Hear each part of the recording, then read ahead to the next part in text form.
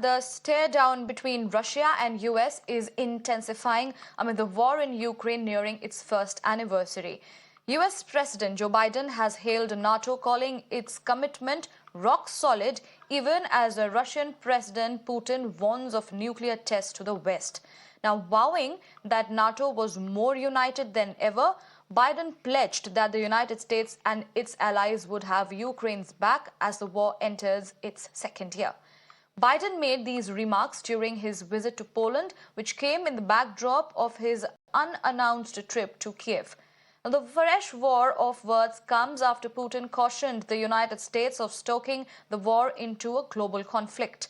The Russian president also suspended his country's participation in the New START treaty, that the last major arms control treaty between the two nuclear superpowers.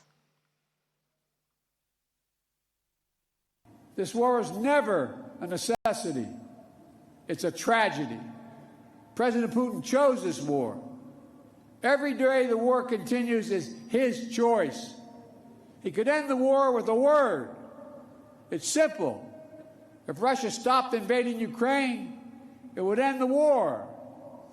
If Ukraine stopped defending itself against Russia, it would be the end of Ukraine. He didn't get the Finlandization of NATO. Instead, he got the NATOization of Finland and Sweden. He thought NATO would fracture and divide. Instead, NATO is more united and more unified than ever before. My colleague Rishabh is joining us to give us details on this. Rishabh, the stare down between Russia and US is intensifying, and this comes amid the war in Ukraine, which is nearing its first anniversary on Friday. Biden at this point of time has hailed NATO, calling its commitment rock solid. And on the other hand, Putin is warning of nuclear tests to the West. So how do things look forward from here? More than a war, this looks like an ego tussle between the two major powers in the globe right now, be it Russia, be it US. None of them wants to bow down now. And this is also being derived from the domestic politics in these two countries.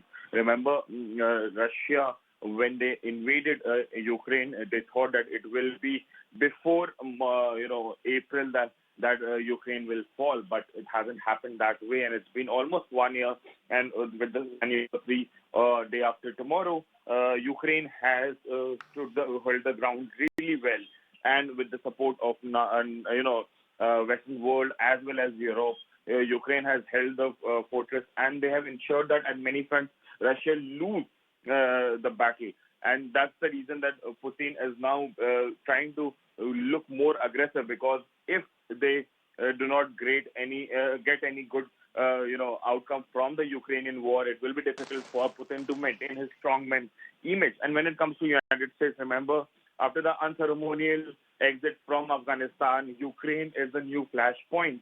And Joe Biden, who has suffered a setback in the Congress where Republicans are in majority now, do not want to look weak either, because if that happens, it will be difficult for the Democrats to go into 2024 elections of the presidential poll. And remember, a lot of Republicans have already come forward, while Democrats do not have courage right now, given the geopolitical scenario, that to come out and put in for the presidential bid. So majorly the domestic politics of Russia and US is also deriving the Ukrainian war. Right, Rishabh, thank you for giving us those details on that story.